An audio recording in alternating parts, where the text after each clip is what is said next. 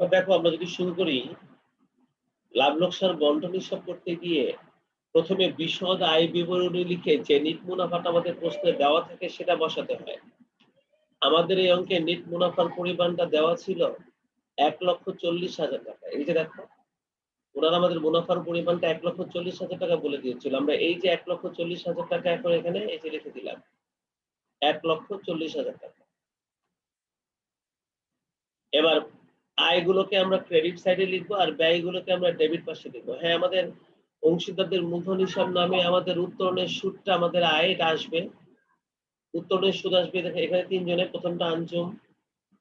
এটা ওনারা দিয়ে দিয়েছে আমাদেরকে। আঞ্জুম সবসময় উত্তোলনের সুদটা এই পাশে লিখতে হয়। আঞ্জুম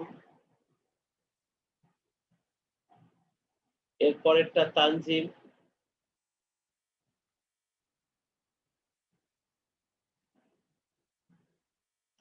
এর পরেরটা সুমাইয়া। লাভ লোকসান বন্টনটা কিভাবে করা হয় ভালো করে দেখো। সুমাইয়া। আর এই সুমাইয়াটা যদি লিখতে যাই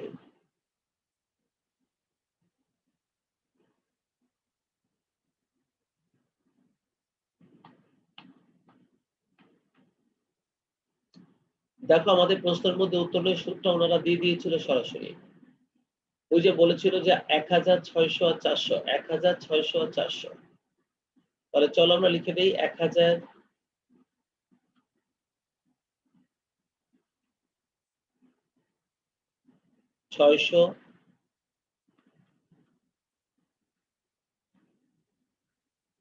আর ৪০০।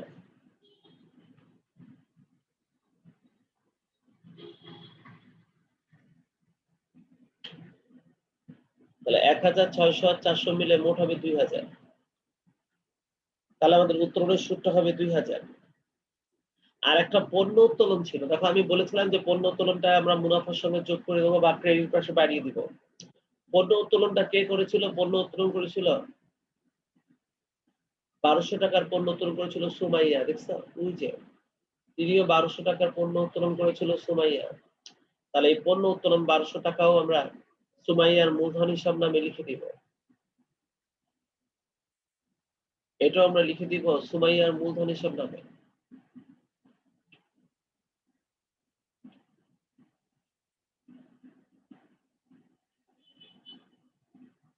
সুমাইয়ার মূলধন হিসাব।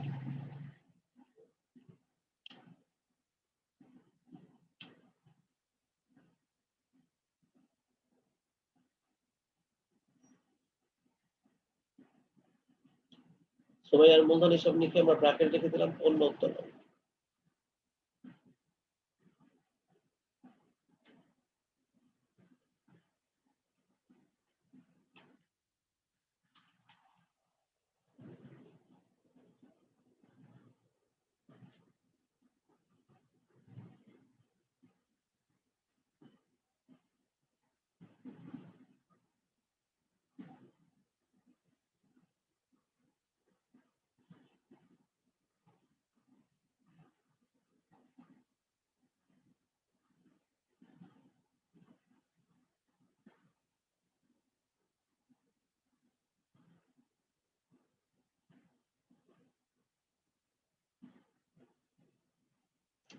সুমাইয়া মূলধন হিসাব লিখে পণ্য উত্তোলন আর এটা ছিল ১২০০ টাকা লিখে দিলাম। তাহলে ক্রেডিট সাইডে এই আইটেমগুলো ছাড়া অন্য কোনো আইটেম বসবে না। এবার ডেবিট পাশে কি কি বসবে তোমরা জানো। অংশীদারদের মূলধন হিসাব লিখে মূলধনের সুদ আর মূলধনের সুদটা আমরা বের করেছিলাম সুমাইয়া আঞ্জুম। আঞ্জুমের ছিল ৭,৫০০ টাকা।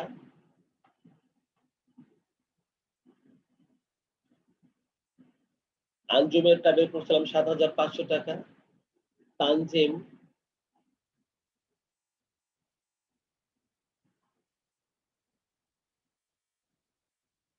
দেখো তানজিমেরটা আমরা বের করেছিলাম ৫,০০০ টাকা।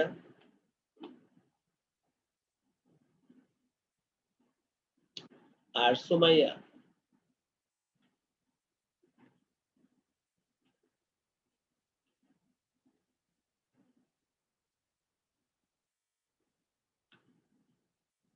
আমরা সুমাইয়াটা বের করেছিলাম 2,500 টাকা।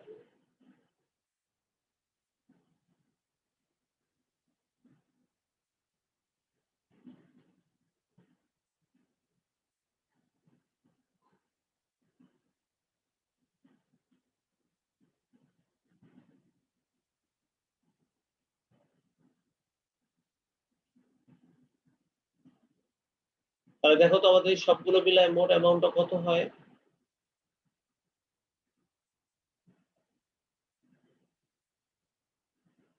আমাদের মোট মূলধনের সুদের 15,000 টাকা। 15,000 টাকা। আচ্ছা, বেতনের যে ব্যাপারটা তোমরা একটু দেখে নাও। এখানে বলা হয়েছিল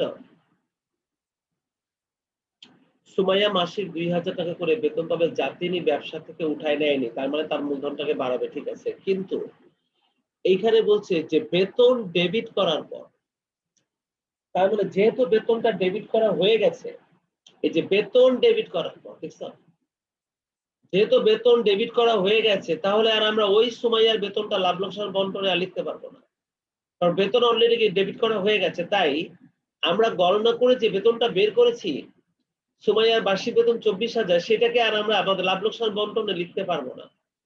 তাহলে আমাদের বেতন আর এখানে লেখা হবে না।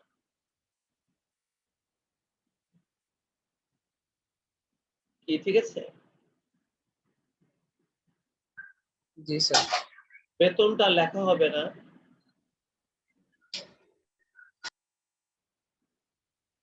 কিন্তু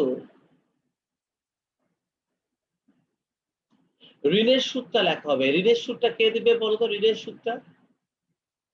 সুদটা দিবে হচ্ছে তানজিমের ঋণের সুদ লেখা হবে 750। চলো লিখে দিই সেটা।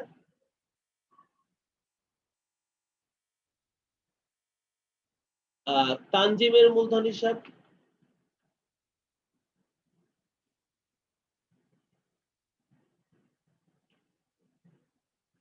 তানজিমের মূলধন হিসাব লিখে ঋণের সুদ, আর এখানে ঋণের সুদটা আসবে 750 টাকা।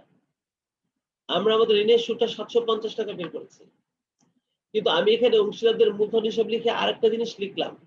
এখানে অংশীদার মানে কমিশনটা কে পাবে? দেখো তো, এই যে আমরা ওয়ার্কিং করে রেখেছি আঞ্জুমের কমিশন।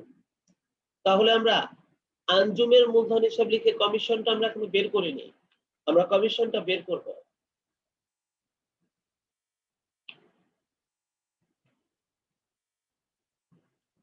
আঞ্জুমের মূলধন হিসাব লিখে আমরা এখানে কমিশন হিসাবটা লিখব। আমরা কমিশনটা এখনো লিখিনি, এই যে এখন আমরা কমিশনটা লিখব।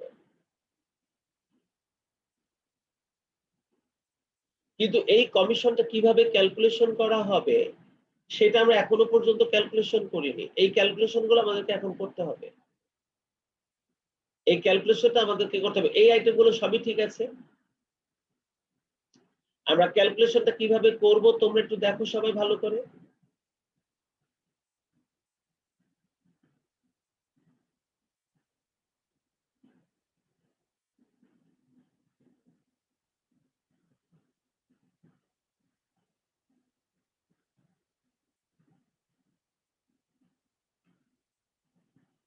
তোমরা দেখো আমার কমিশনটা ধরার জন্য কি করছি তোমরা খেয়াল করো। আমাদের ক্রেডিট পাশের মোট যোগফলটা কত হয়? যোগ করো। 1,40,000, 2,000, 1,200, তাহলে মোট কত হয়? 1,42,000। 1,43,200। তাহলে এখানে হবে 1,43,200। এই 1,43,200 টাকা থেকে আমরা কিভাবে ওর কমিশনটা বের করছি তোমরা সবাই একটু খেয়াল করো খালি। এই 1,43,200 থেকে তুমি এখন এই দুটো আইটেম বাদ দিবা, 15,000 আর 750 বাদ দাও।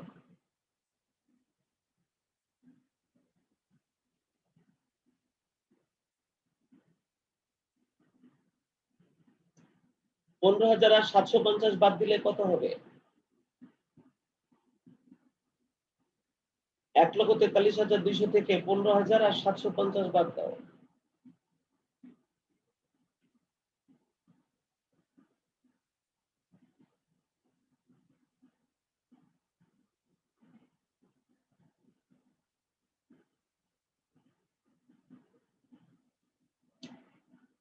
1,43,200 টাকা থেকে 15,750 বাদ দাও, তাহলে আমরা 1,27,500। ভালো করে খেয়াল করো, এখন আমাদের মুনাফার পরিমাণটা আসছে 1,27,500। আমি এখন ওয়ার্কিংটা করব, তোমরা ভালো করে শুনে রাখো কিভাবে আমি কমিশনটা বের করছি, তোমরা খেয়াল করো। 1,27,000 কত বললা? 1,27,500। 1,27,500। আমি এখন এই কমিশনটা বের করছি, তোমরা একটু মনোযোগ দাও কিভাবে কমিশনটা বের করছি তোমরা একটু দেখো। 1,27,500 আমি বের করেছি। এখন তোমরা আমাকে বলো দেখি এই 1,27,450। ও তাই হবে? ও জি আচ্ছা, স্যার। 1,27,450।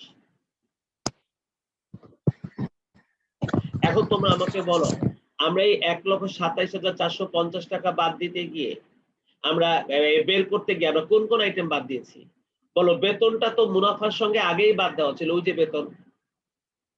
বেতনটা তো আগেই ডেবিট করা ছিল, তাহলে বেতনটা তো আগেই বাদ দেওয়া ছিল, তাই না? এছাড়া আমরা আর কি কি বাদ দিয়েছি? আমরা মূলধনের সুদ বাদ দিয়েছি, আমরা উত্তোলনের সুদ সমন্বয় করেছি, আমরা পণ্য উত্তোলন সমন্বয় করেছি, আমরা ঋণের সুদটাও বাদ দিয়েছি, তাই না? তারপরে আমরা এগুলা বাদ দিয়ে আমরা এই মুনাফাটা বের করেছি। কিন্তু ওনারা আমাদেরকে কমিশন ধরার সময় শর্তের মধ্যে বলছিল চুক্তির শর্ত অনুযায়ী অংশীদারদের যে কোনো সুদ, আমরা সকল প্রকার সুদ সমন্বয় করেছি।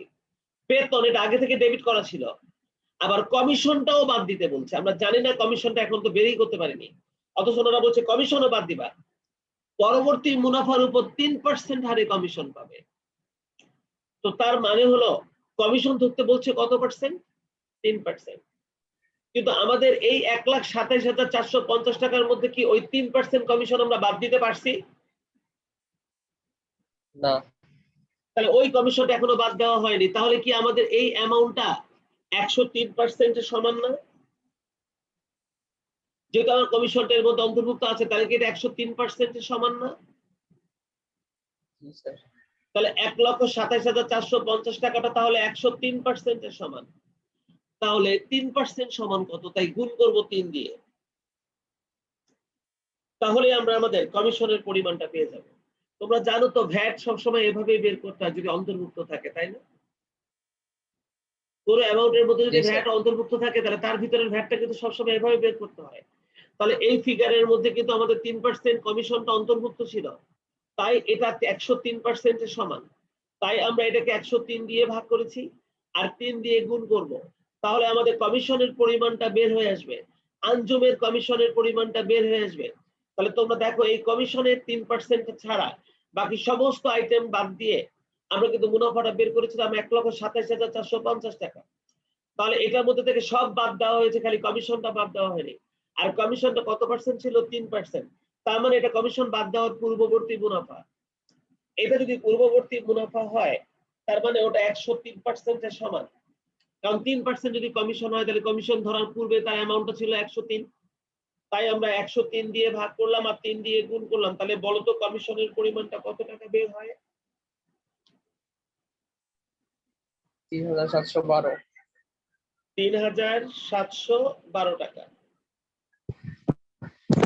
তাহলে আমরা আমাদের আঞ্জুমের কমিশনটা 3,712 টাকা বের করে ফেললাম।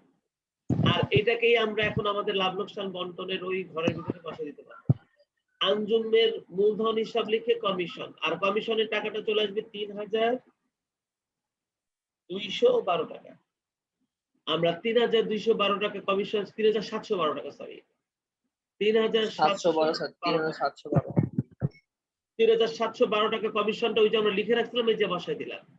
আমরা কিভাবে 3,712 টাকার কমিশনটা বের করলাম এটাকে তোমরা সবাই বুঝছো, এটাকে কালার করে রাখলাম যাতে তোমরা পরে বুঝতে পারো কিভাবে এটা বের করেছিলাম। তাহলে চলো এইবার আমরা নতুন করে বন্টনযোগ্য মুনাফার পরিমাণটা বের করি। এবার আমরা সঠিক বন্টনযোগ্য মুনাফাটা বের করি।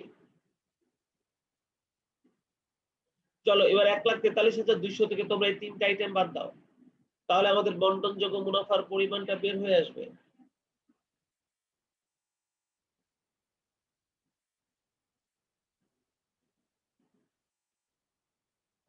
1,43,200 থেকে উপরের এই তিনটা বাদ দাও। 1,23,738। 1,23,738। এবার এই 1,23,738 আমাদের ওই তিনজনের মধ্যে ভাগ করতে হবে।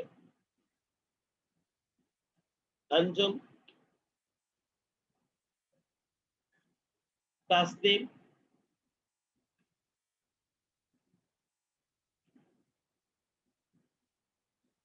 আর সুমাইয়া।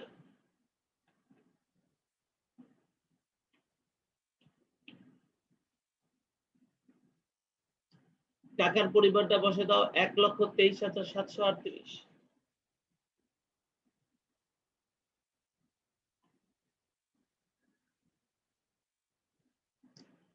আর এর পরেরটাও 1,23,738।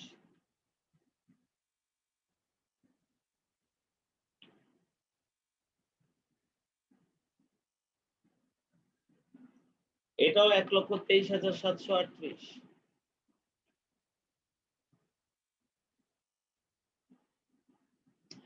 আর আমাদের অনুপাতটা আমরা বের করেছিলাম 3:2:1 শুরুতেই 3:2:1।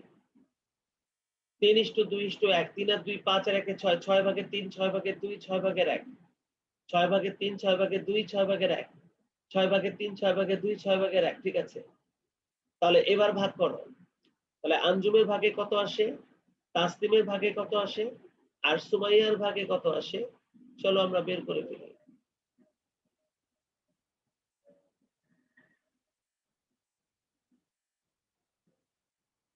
বের করো।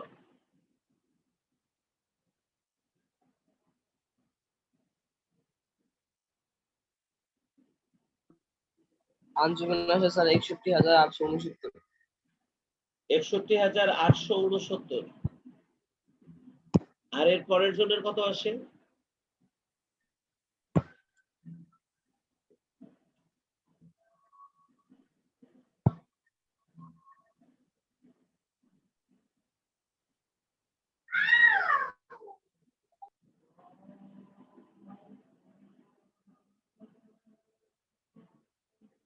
একত্রিশ হাজার 246। 31,246। 41,246। 41,000। আর এর পরেরটা? পরেরটা আসে স্যার 20,623। 20,623।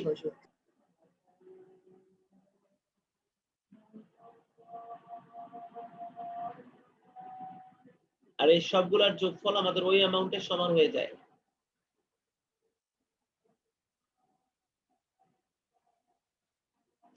সেই সাথে আমাদের লাভ লোকসান বন্টনটা পুরোপুরি কমপ্লিট হয়ে গেল এই অঙ্কটা। আর এই অঙ্কটার সবচেয়ে গুরুত্বপূর্ণ কাজ ছিল আমাদের ওই কমিশনটা বের করা। কমিশন বের করার গণনাটা আমরা এখানে দেখিয়েছি, কিভাবে তোমরা খেয়াল করেছো। এখন এই অঙ্কটার মূলধন হিসাবটা, 5 নাম্বার অঙ্কের মূলধন হিসাবটা তোমরা একটা স্ক্রিনশট নাও। স্যার আমার হিসাবে ঠিক আছে। তোমরা 5 নাম্বার অঙ্কটা একটা স্ক্রিনশট নাও।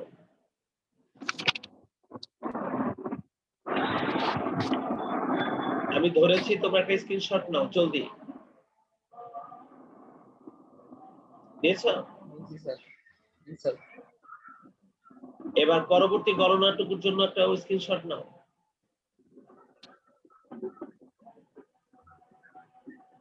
নিয়েছো? জি স্যার।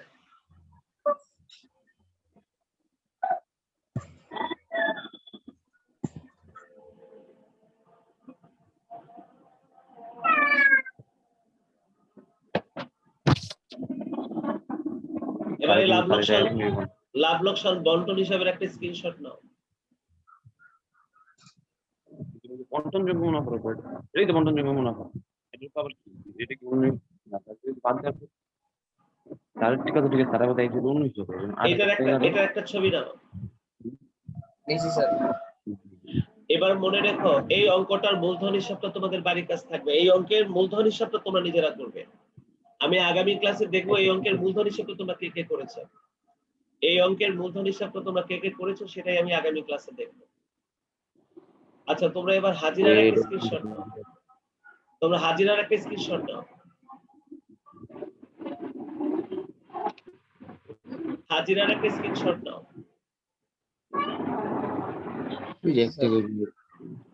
হাজিরার স্ক্রিনশট নেওয়া হয়েছে? জি স্যার। এবার 15 পর থেকে বাকিটুকুর জন্য একটা স্ক্রিনশট নাও। যখন বলে যে এটা বলছে কমিশন সমন্বয় করা পূর্ববর্তী কমিশন পরবর্তী কমিশন সমন্বয় করে পরবর্তী যেমন নিয়েছি স্যার। নিয়েছ? জি স্যার। এবার এটা গ্রুপে দিয়ে দাও। আজকে এ পর্যন্তই। আল্লাহ হাফেজ।